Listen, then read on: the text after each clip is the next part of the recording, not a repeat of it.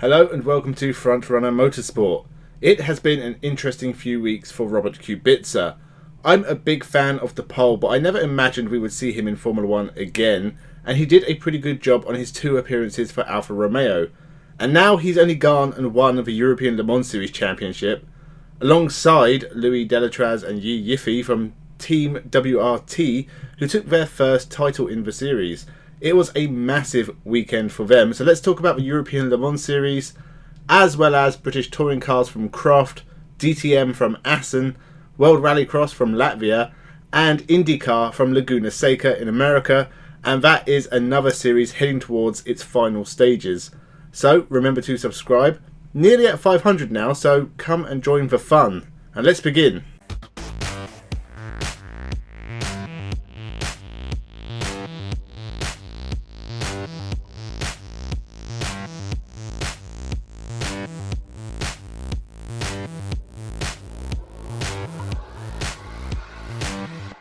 Welcome to Frontrunner Motorsport. One of the first videos on this channel, at least one of the first to get decent views, was me suggesting Robert Kubica wasn't doing enough to keep his Formula 1 seat at Williams. I was stupid enough to think that Williams should have replaced him mid-season with Sergei Sirotkin, no less. Sirotkin has only been involved in 5 races since leaving Williams. Why the hell did I think he'd do it any better? Shortly after I made that video, Kubica would score Williams' only point of the year. I made an apology video and have bigged up his praises ever since, even when DTM was kicking his ass. Now he is a champion once again. Kubica has only ever won 3 championships. He was Formula Renault 3.5 champion all the way back in 2005 and WRC 2 champion in 2011. Now he is a European Le Mans Series champion. That is a weird mix, kind of like winning Wimbledon, the Masters and the Darts World Cup. But it's great to see Robert Kubica having success once again. It was important for teammates Louis Delatraz and Yi Yifei as well. Delatraz has left Formula 2 after 4 seasons. He was never a race winner but got podiums and was usually consistent but never a flashy frontrunner. He was also a Haas F1 reserve driver, but his dreams of Formula 1 may be over and he steps into the wilderness of endurance racing. So winning the European Le Mans Series at your first go is not a bad job really. Same for Yi. He looked like he was going to be the next big thing from China after dominating Euro Formula in 2020, but now he is an Asian and European Le Mans Series champion just a year later. I hope he gets a top world endurance drive in the future, maybe by a Chinese team.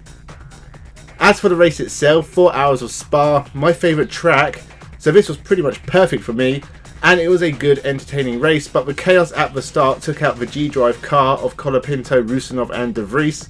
That was the main title contender to the Team WRT car. After that, the race was pretty easy for the number 41. There were a couple of big crashes. The number 24 Algarve racing car went on a killing spree and took out a couple of cars. And the number 13 of Aidan Reed for the Inter-Europol team had a big moment and left a wheel behind.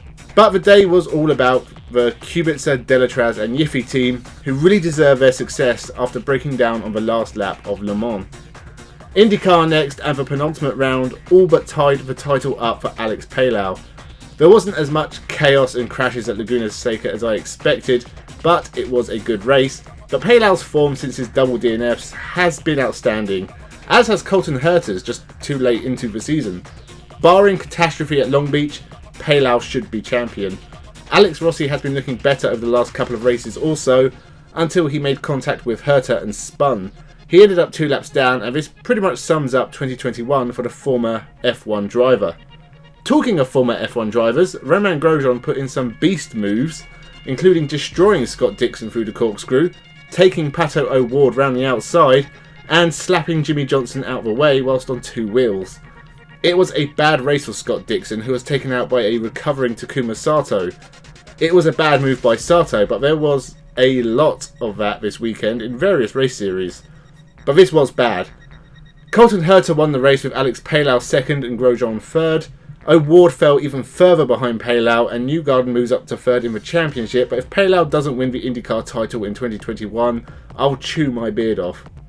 DTM next, this time coming from Assen, which gave us yet another classic race.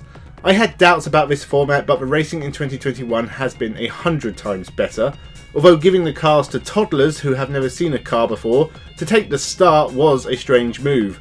That's the only reason I can think of for the mad start to race 1. What was going on? It's like the cars at the front didn't move away fast enough for the cars at the back and they collided in the middle.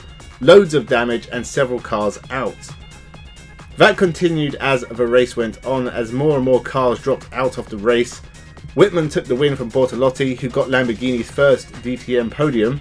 Liam Lawson took third, and Kelvin van der Linde was out the points after getting caught out by the safety car whilst waiting to pit. There were also points for Sophia Florsch and Esme Hawkey. The second race was a bit more normal. Albon almost took out van der Linde, but Kelvin held on for a good finish. Lucas Auer took the win from Lawson, Whitman and van der Linde. John Cadella was on for a good finish until he broke down with 3 laps left.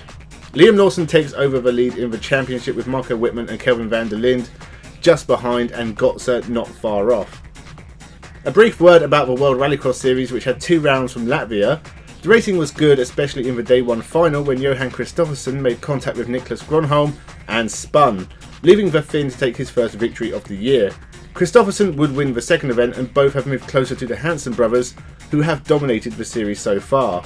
And Yannis Baumanis won the European Rallycross event in his home country, which is nice, but it's sad seeing top drivers like Baumanis and Andreas Backerud only getting European drives rather than applying their top talents in the World Series. I think the series is on a downhill trend, but hopefully it can bounce back from the damage caused by COVID and greed. Finally, the British touring cars from Croft, and it was another good weekend for Ash Sutton, but a surprising new challenger in the shape of Jake Hill. I would not have called the Ford driver being in the top 2 as we head towards the end of the 2021 championship, but he has been consistent and was quick in all 3 races at Croft, and took his first win of the year. It'll be tough to catch Sutton, but if mistakes are made, who knows. Race 1 was all about Aidan Moffat defending from Jake Hill for the whole race and taking his first win of the year. It was a great performance from both drivers. Ollie Jackson was turned around by Daniel Rowbottom, who then went and had a big accident bringing out the safety car, but Moffat was still able to hold off the race-long challenge of Hill. It didn't last long into race 2, Hill got past and never lost the lead. Rory Butcher and Tom Oliphant didn't make it to the end, but there were a lot of bent panels in this race, including Gordon Shedden and Tom Ingram, driving around like Mad Max with panels missing everywhere.